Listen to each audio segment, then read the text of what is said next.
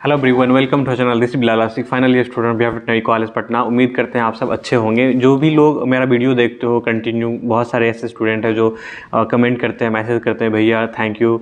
तो उन सब का बहुत बहुत शुक्रिया। और ऐसी तरीके से मेरा वीडियो देखते रहो। और भी जो लोग नीट का तैयारी कर रहे हैं या जो लोग जैसे भी जिनको लगता है कि मेरे वीडियो देख के उनको कुछ फ़ायदा मिल सकता है तो ज़रूर शेयर करना। क्योंकि मैं अपने जनरेशन का मैं अपने घर का ऐसा बोल सकता हूँ कि फर्स्ट जनरेशन किड हूँ। तो हमें गाइड करने वाला कोई नहीं था। तो मैं बहुत सारा चीज़ सीखा हूँ अपने लर्निंग फेज़ में। कोटा में रहूँ कि इतने साल, तो वहाँ जो बेसिक चीज़ें हमें मालूम ही नहीं था, मैं उसको इग्नोर कर देता था। तो मैं चाहता हूँ कि अगर आप 12th में हो या 12th पास आउट हो तो ऐसी बेसिक चीज़ें बहुत सारे लोग स्किप कर देते हैं। उनको गाइड करने वाला कोई नहीं होता, क्योंकि सबके घर में, सबके फैमिली बैकग्राउंड में कोई गवर्नमेंट जॉब में नहीं है या फिर कोई डॉक्टर या इंजीनियर बड़े पोस्ट पे नहीं है। तो ऐसे गाइड करने वाले नहीं है, तो लोग खुद से मिस्टेक करके सीखते हैं। तो मैं अब जो भी अपने लाइफ में फेस किया हूँ मिस्टेक वगैरह, तो वो मैं चाहता हूँ कि जो बच्चे हैं गांव से बिलोंग करते हैं या फिर मेरे तरह जो पढ़ के आए हैं, जिनको कोई गाइड करने वाला नहीं है, तो उनको मैं हेल्प कर सकूँ। तो बहुत सारे बच्चे ऐसे मिले हैं जो मुझे बोलते हैं कि भैया आपका वीडियो देख के मैंने ऐसा किया, तो मुझे बहुत खुशी मिलती है। तो मैं ऐसी एक गाइडेंस के तौर पे ये वीडियो ये वीडियो है गाइडेंस के ऊपर, कि जो लोग भी देखो, जो लोग नीट का एग्ज़ाम का तैयारी करते हो, तो मैं मेरा बहुत अटेम्प्ट था। और मैं सबसे बड़ा गलती क्या करता था कि मेरा मॉप अप राउंड की है ना, मॉप अप राउंड का जो है ना, एक फियर था मेरे दिमाग में मॉप अप राउंड से, कि मॉप अप राउंड में सारा डॉक्यूमेंट्स एक बार में मांगता है। वहाँ पे अगर कुछ भी एरर हो गया तो वो डॉक्यूमेंट्स फेंक देते हैं, एडमिशन नहीं होता है, तो बहुत ये होता है वो होता है, दिस दैट, बिल्कुल टाइम नहीं मिलता वहाँ पे। अगर कोई डॉक्यूमेंट छूट गया तो तुमको टाइम नहीं दिया जाएगा, दूसरे बच्चों को सीट दिया जाता है। इस तरीके का एकदम फोबिया टाइप का, तो वैसा फोबिया बना हुआ था मेरे दिमाग में। अब बहुत हम डरते थे इसी वजह से। और अगर कहीं इस वजह से हम कभी पार्टिसिपेट नहीं किए। और इसका ये लॉस ये हुआ कि हमको है ना, मुझे 2019 में कॉलेज लेना था, बट मुझे मिल भी जाता और हम पार्टिसिपेट नहीं कर पाए थे, तो मुझे कॉलेज मिला नहीं। हालांकि हमको 2020 में सेम वही चीज़ हमको मिला। तो मुझे एक चीज़ का अफसोस हुआ कि मुझे पार्टिसिपेट करना चाहिए। ठीक है, तो मैं ये बोलना चाह रहा हूँ इस वीडियो से कि अगर जो लोग ऐसा लगता है कि तुम बाउंड्री पे हो, तुमको कॉलेज नहीं मिल पाएगा इस साल, या MBBS कर रहे हो, या जो भी मान लो MBBS कर रहे हो, लेकिन तुमको कहीं और जाने का नंबर उतना नहीं आया, इस वजह से तुम BDS लेना चाह रहे हो या BMS लेना चाह रहे हो या वेटनरी लेना चाह रहे हो, लेकिन तुमको डर लग रहा है कि कॉलेज ले लेंगे तो वापस तैयारी कर पाएंगे कि नहीं कर पाएंगे, तो ये है तो है, दिस दैट वगैरह वगैरह। मॉप अप राउंड में अगर हम एडमिशन ले लेते हैं, फिर वापस डॉक्यूमेंट्स मिलेगा कि नहीं मिलेगा, तो उनके लिए मैं ये वीडियो बना रहा हूँ।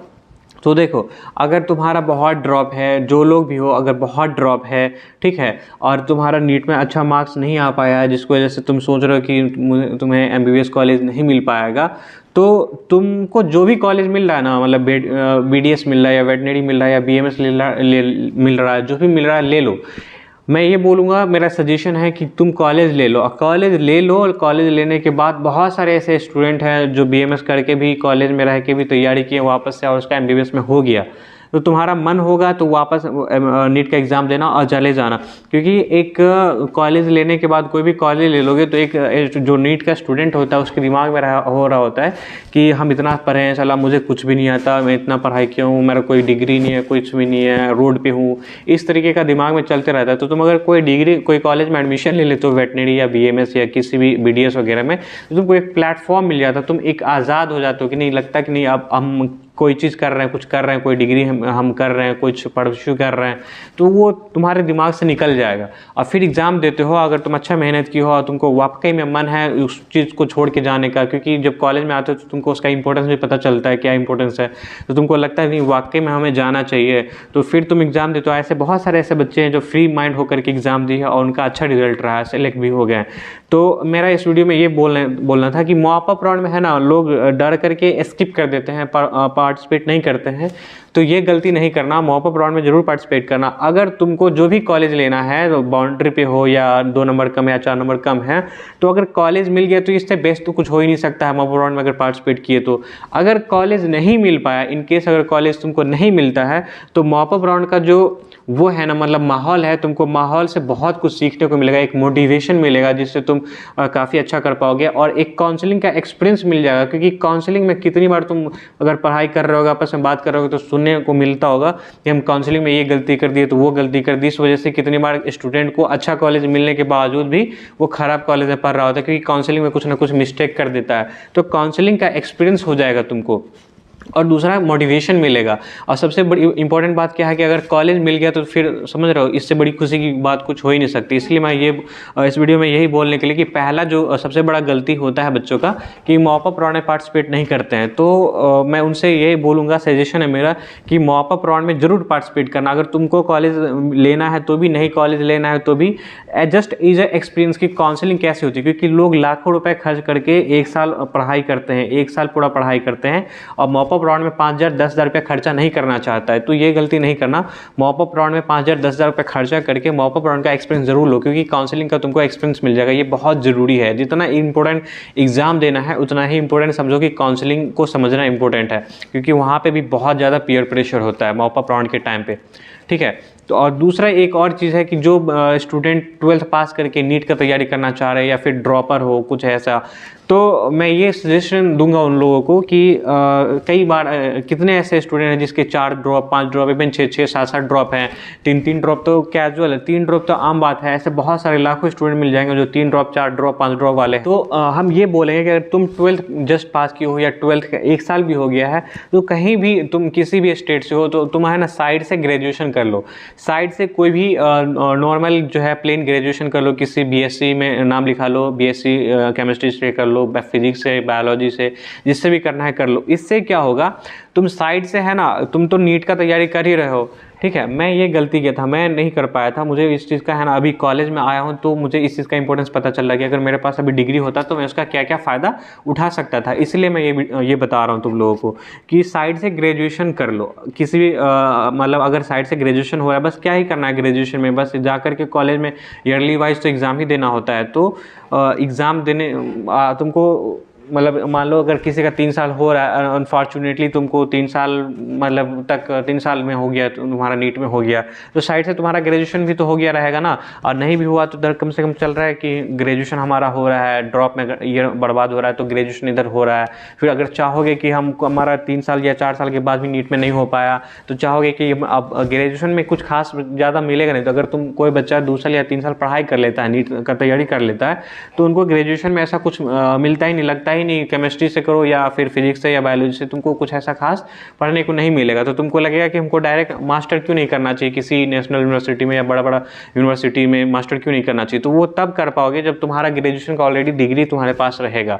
एक तो ये बेनिफिट है। अगर मान लो स्किप करना चाहते हो नीट यूजी को, मैं ये निगेटिव नहीं बोल रहा हूँ, बट अभी जितना कॉम्पिटिशन चल रहा है, जिस हिसाब से कॉम्पिटिशन मार्केट में, उसके हिसाब से प्लान बी लाइफ हर स्टूडेंट के दिमाग में होना चाहिए। ऑनेस्टली अगर प्रैक्टिकल बात करें तो ये बहुत ज़रूरी है, प्लान बी लेके चलना चाहिए इंसान को, इसलिए मैं ये बोल रहा हूँ।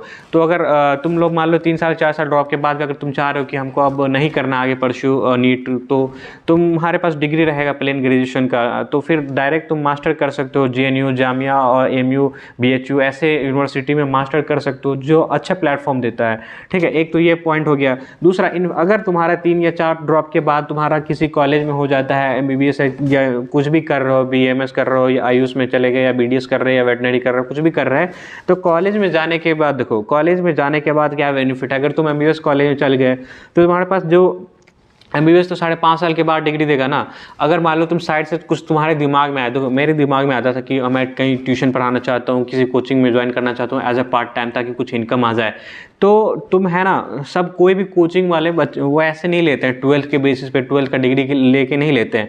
वो है ना, उसका मिनिमम क्वालिफिकेशन है कि ग्रेजुएट, हमको ग्रेजुएट स्टूडेंट चाहिए, तो वहाँ पे काम आएगा। तो है ना, जो रिज्यूमे बनाओगे तो वहाँ पे जो भी कोचिंग है सब ऑनलाइन रिज्यूमे मांगता है, तो रिज्यूमे में तुम्हारा ग्रेजुएशन का डिग्री रहेगा या ग्रेजुएशन दिखाओगे, हाँ तुम ग्रेजुएशन किए हो, तो ग्रेजुएशन तुम्हारा एक बेसिस बन सकता है जॉब मिलने का, जॉब पाने का, ठीक है। ये एक फ़ायदा है। तीसरा फ़ायदा क्या है इसका? तीसरा फ़ायदा, अगर मान लो तुम्हारे दिमाग में ऐसा कुछ खुरपात चल गया, अरे यार मज़ा नहीं आ रहा है हमको, कॉलेज में आने के बाद 1 साल 2 साल पढ़ाई की, फिर तुमको लग रहा है यार मज़ा नहीं आ रहा हमको, है ना, कुछ तूफानी करते हैं, मतलब ऐसा सभी लोग है ना लाइफ में एक बार सब सोचता है, वो IITian हो या MBBS हो या फिर कोई भी कोर्स कर रहा हो, ठीक है। तो सबके दिमाग में एक चीज़ आता है कि UPSC का एग्ज़ाम देंगे, ठीक है, तुम्हारे भी आएगा, सबके आता है, मेरे भी आया था।